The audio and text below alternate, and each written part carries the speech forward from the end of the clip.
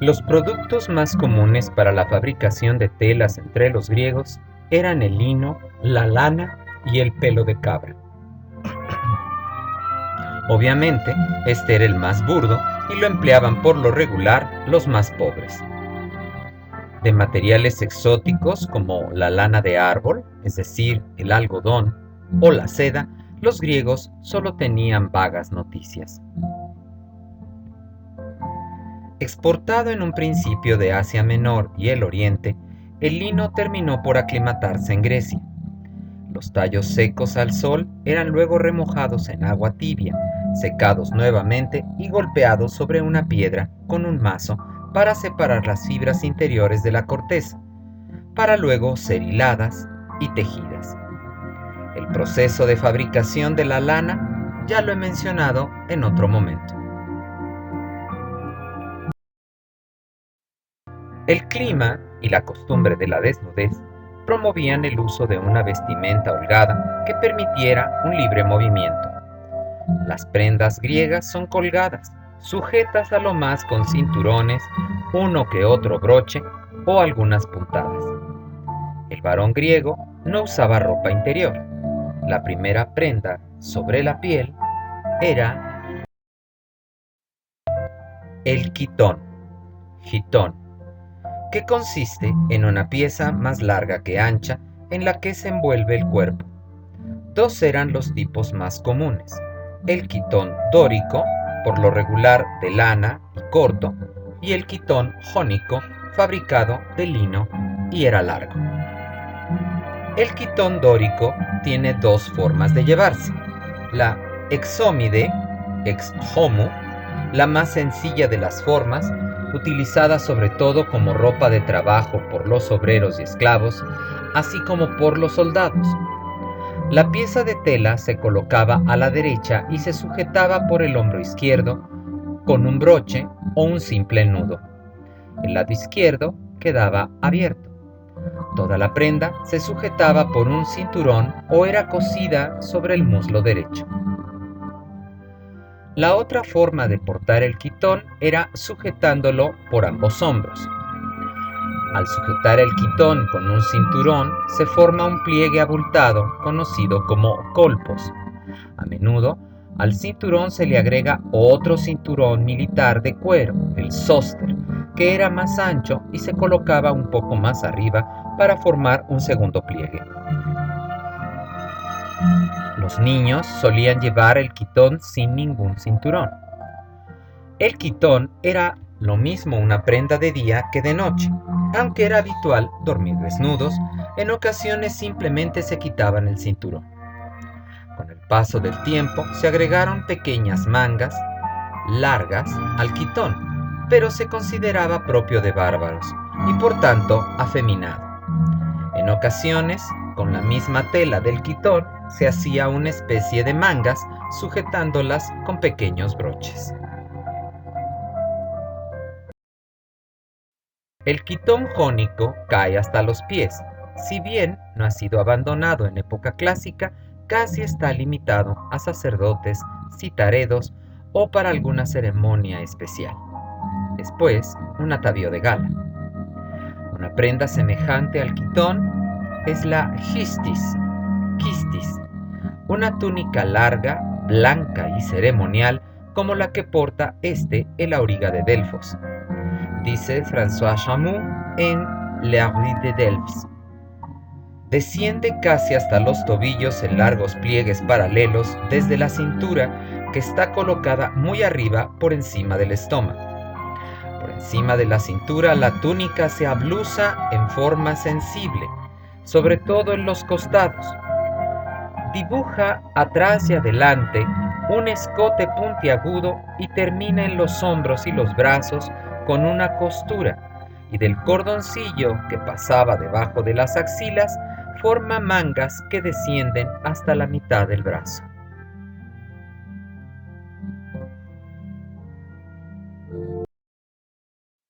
La prenda exterior era el himatión, un manto rectangular de lana hecho de un solo trozo de tela. Solo se envolvía en él y no se sujetaba con nada. Era lo suficientemente largo como para llegar a las rodillas. Había dos formas para envolverse en el manto. La primera y más elegante era mantener el brazo derecho dentro del manto y los hombros y espalda descubiertos. Esta era la forma de cubrirse por la derecha, epidexía. Sin embargo, se decía que el estratega, Laispodias, se envolvía por la izquierda, pues su pierna izquierda ostentaba terribles úlceras. La segunda forma de envolverse para dejar libre el brazo y el hombro derechos, pasando la punta del himatión sobre el hombro izquierdo. Los antiguos oradores preferían la usanza de cubrirse por la derecha y solo dejando emerger la mano derecha, moda que cayó en desuso y fue sustituida por dejar libre el brazo completo, como muestra una estatua de Demóstenes.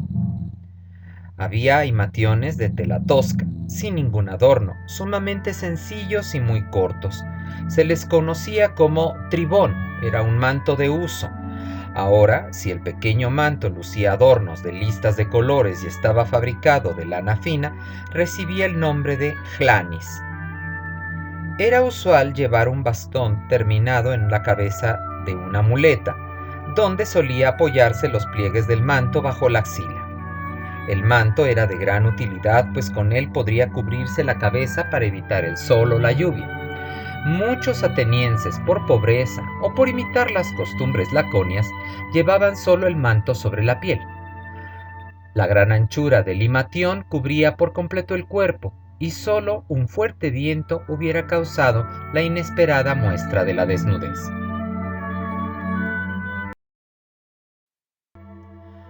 La clámide era un segundo tipo de prenda exterior. Había sido importada de Tesalia y Macedonia.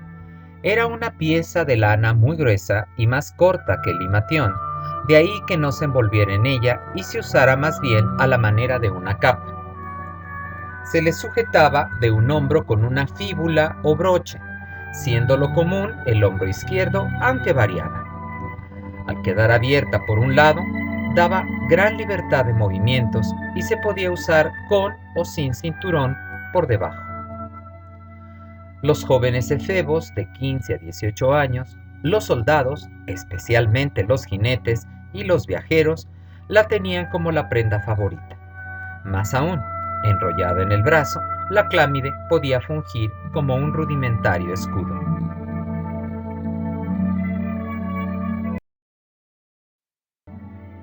Los hombres griegos andaban con la cabeza descubierta. Solo la cubrían al ir de viaje o en el campo. El pilos era un sombrero cónico y puntiagudo, a veces con una visera para cubrir del sol o con adornos. Estaba hecho de fieltro rígido, de cuero o de metal cuando servía de casco. Normalmente era un adminículo del obrero y emblema común en Hefesto, dios de los artesanos y los obreros. El pilidion es una especie de sombrerillo de fieltro o lana, empleado a veces como gorro de noche, prescrito a los enfermos con el fin de calentar la cabeza. Es el gorro también de los esclavos y los rústicos. Empleado como el pilidion y muy parecido a él es el cine, literalmente un pellejo de perro con las mismas funciones del anterior. El pétaso es el tocado de los viajeros, un amplio sombrero de ala ancha fabricado de fieltro o paja que se ata a la barbilla por medio de correas y por ello puede también echarse a la espalda.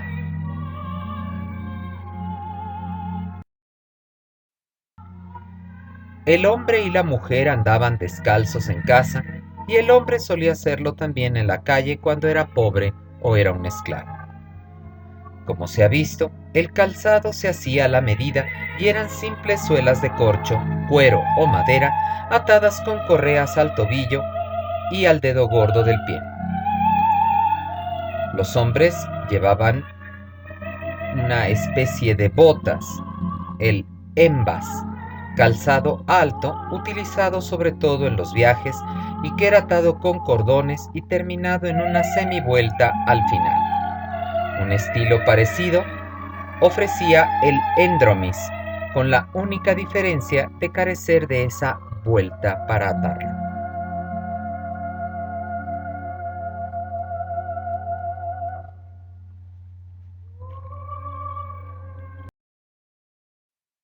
En cuanto al cabello, cada época implementaba su moda. El cabello era largo y propio de los niños, y, en el caso de los esclavos, el extremadamente corto.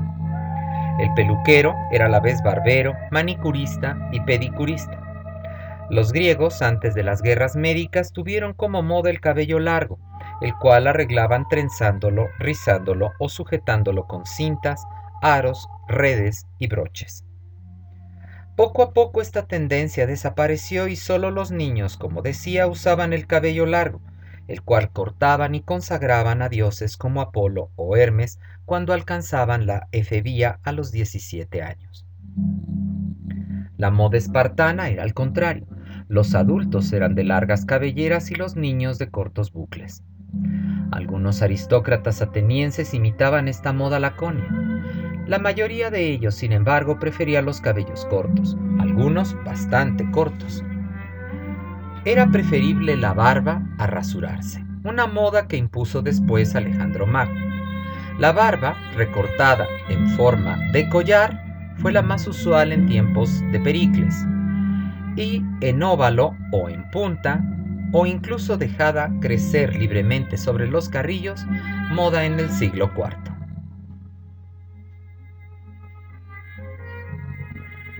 Las joyas estaban prácticamente reservadas a las mujeres. El hombre solo portaba un anillo donde llevaba grabado su sello con el que marcaba en cera o arcilla toda carta o documento que deseaba asegurar. No obstante, algunos dandis no despreciaban portar cintas doradas, aros en los tobillos, brazaletes metálicos, etc., sobre todo cuando iban a algún banquete o a una ceremonia religiosa.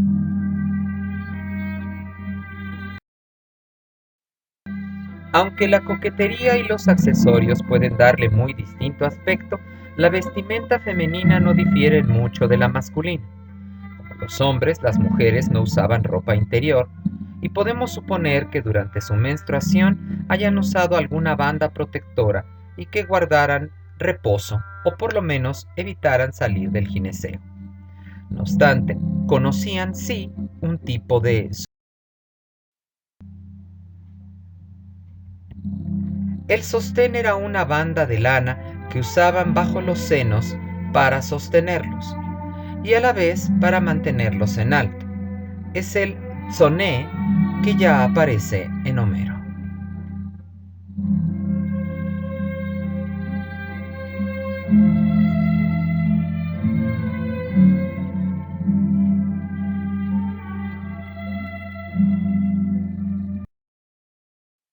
La vestimenta más antigua de la mujer griega es el peplo de lana, una larga pieza de tela de 3 por 2 metros aproximadamente. El peplo envolvía el cuerpo y como el quitón no iba cosido, sino tan solo sujeto por un cinto o por broches. Había un peplo corto y abierto, sujeto a los hombros por fíbulas. Solo uno de los dos costados quedaba verdaderamente cubierto y el otro no, y le daba así gran libertad de movimiento a la mujer. Dicha prenda era más apreciada por las liberales espartanas que por las recatadas matronas atenienses. citaré a Plutarco. Esta suerte de túnicas, cuyas alas, por no estar cosidas desde el brazo, se entreabrían y descubrían sus muslos durante la marcha, se les daba fainomérides, las que muestran los muslos. En Atenas era más común el peplo cerrado, es decir, tan largo que envolvía perfectamente el cuerpo, cubriendo ambos lados, y se sostenía por broches en los hombros o bien se le cosía desde la sisa hasta el tobillo. El peplo era lo bastante amplio para llevar un repliegue, el cual se pasaba sobre el pecho y la espalda. Era común que se pasara un cinturón sobre el repliegue y diera la forma de una blusa. La extrema amplitud del peplo formaba largos pliegues a los costados que disimulaban la falta de costura y cubrían perfectamente este, dando al mismo tiempo libertad de movimiento. Si la mujer lo prefería, ataba un cinturón sobre el peplo y formaba un colpos, y dejaba caer la pseudoblusa por encima. Incluso podía levantar los pliegues traseros y utilizarlos para cubrirse la cabeza a manera de capucha. Alternativamente, la mujer ateniense utilizaba el quitón jónico, hecho de lino, mientras el peplo continuó siendo la prenda de la mujer pobre y de la campesina. Las damas aristocráticas optaron por la coqueta prenda más vaporosa. Fabricada de un trozo rectangular de tela que se cose a los lados, uniendo los bordes superiores en los hombros por medio de broches, también podía formar mangas con pequeños broches a su vez y así cubrir la desnudez de los brazos o dar algunas puntadas y confeccionar propiamente mangas. Como el peplo, el quitón puede usar cinturón y formar pliegues o colpos o repliegues a manera de blusa. El quitón de lino era menos abrigador que el peplo, de ahí que la mujer necesitara una protección contra el frío. Los mantos femeninos eran variados. Tenían una especie de chal que se prendía diagonalmente en uno de los hombros. También tenían el enclique, una mantilla redonda, y finalmente también usaban el himatión, prefiriendo envolver y cubrir todo su cuerpo y solo dejando descubierto su rostro o aún menos. Con mayor coquetería, doblaban el manto por su longitud y lo descansaban sobre los hombros o en los brazos como un mexicano rebozo. Los pobres seguían tejiendo sus prendas en casa, pero las que se podían dar el lujo exportaban los hermosos quitones de Amorgos, una isla cíclada, de Corinto, o las túnicas bordadas de Quíos, Mileto y Chipre. No había mejores mantos que los de Pelena y el preciado lino de Sicilia, aunque el mejor seguía siendo el finísimo lino de Patras, conocido como visos. La mujer griega depilaba con solicitud todo su cuerpo. Una mujer con vellos quiere ser tomada por un hombre, como afirma la Praxágora aristofánica.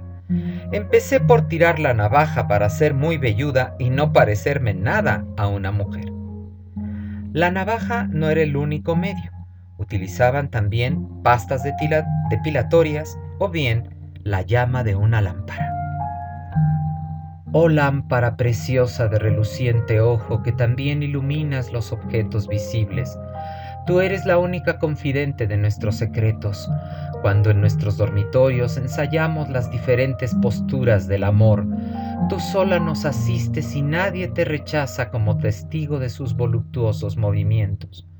Tú sola, al abrazar la espesa vegetación, iluminas nuestros recónditos encantos, dicen las asambleístas de Aristófanes.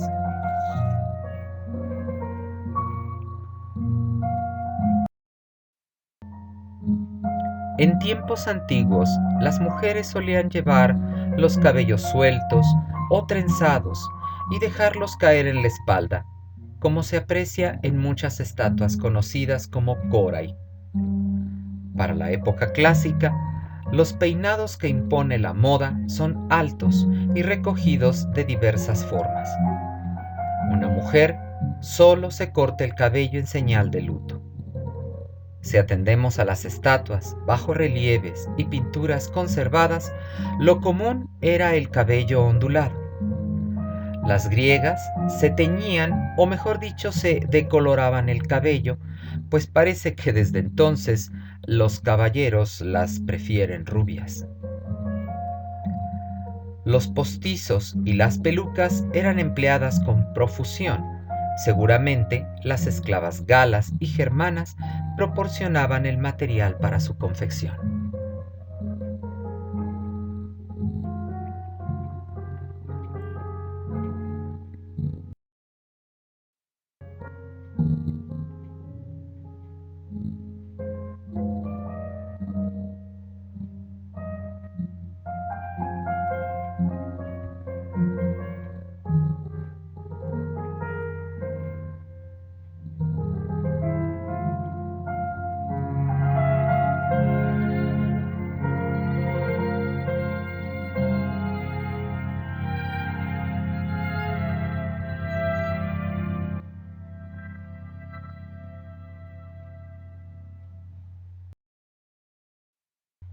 La dama griega calzaba, como el varón, las sandalias, pero los tipos debieron ser mucho más variados a juzgar por algunas fuentes, y a diferencia de sus maridos, los cueros de sus sandalias eran teñidos de colores como rojo, amarillo, blanco y 1000 tonos más. Existían los zapatos de tacón o su correspondiente, el coturno, una sandalia de plataforma con suela de corcho que tenía la misma función que los tacones hoy en día: hacer parecer más alta a la que los portaban. Una variante de estos eran empleados en el teatro para que los actores se destacaran en el escenario.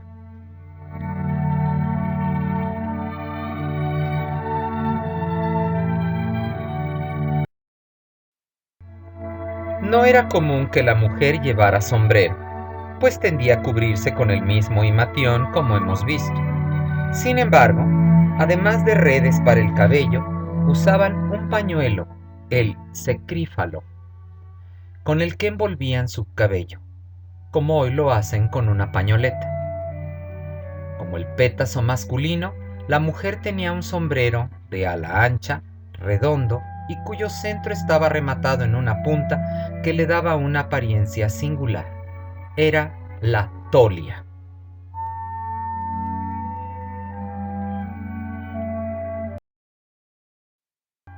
Debemos suponer que las griegas no acostumbraban maquillarse mucho, y como en todos los tiempos, el exceso de este se considera propio de prostitutas.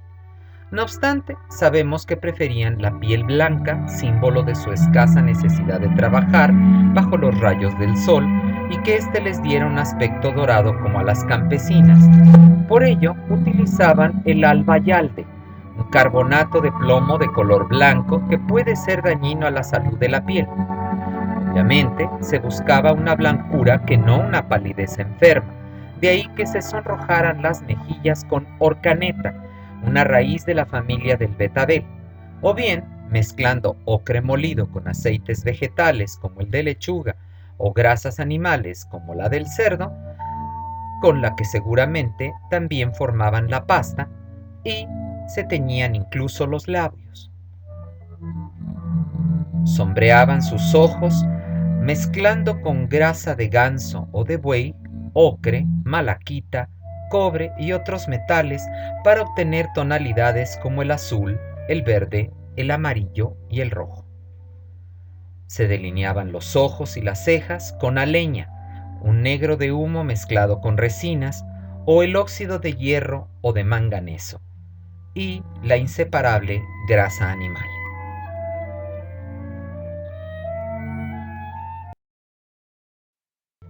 Todos estos mejunjes debieron dañar la piel de las atenienses, pero una visita al Micropolium, un antecedente de las líneas de belleza, bastaba para conseguir las cremas necesarias para rehidratar la piel.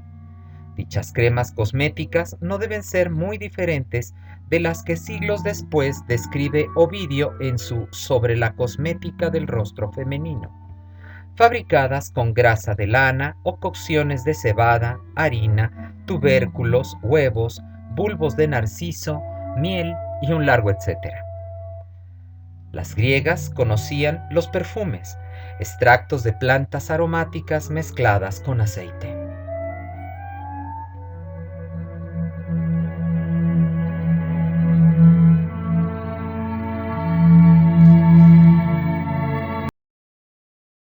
La joyería era desde hacía tiempo patrimonio de la mujer. Collares, pulseras, brazaletes, pendientes, anillos, aros para los tobillos, fíbulas, todo se valía para lucir más bella y demostrar la solvencia del marido. Los collares no son exagerados, prefieren cadenas delgadas con amuletos o dijes. Las pulseras pueden ser variadas y a veces pueden llevarse en el antebrazo o en el codo. Los brazaletes son aros o espirales, algunos con formas de serpiente.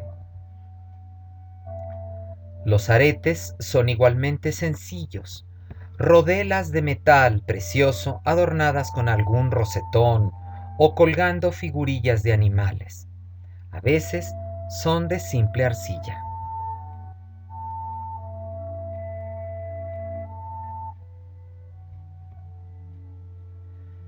Los aros no solo se llevaban en los tobillos, a veces iban en la pantorrilla y parecía tener entonces un valor místico mágico. No hay que olvidar las diademas, tiaras y coronas, fabricadas de diversos materiales y revestidas de joyería o de altorrelieves. Muchas de las redecillas del cabello solían ser de plata, un metal que, como el oro, es muy maleable. Otros accesorios completan el atavío femenino: el abanico o rifis, una sencilla pantalla con mango y forma de hoja de palmera, normalmente realizada con placas delgadas de madera y pintada con colores. Las sombrillas o skiadion se parecían mucho a las actuales, hechas de un trozo redondo de tela tensa sobre un número de varillas convergentes que por medio de un aro se desliza libremente a lo largo de un bastón que sirve de mango. Algunos se completaban con barbillas y eran por lo regular llevados por un esclavo que acompañaba a la dama.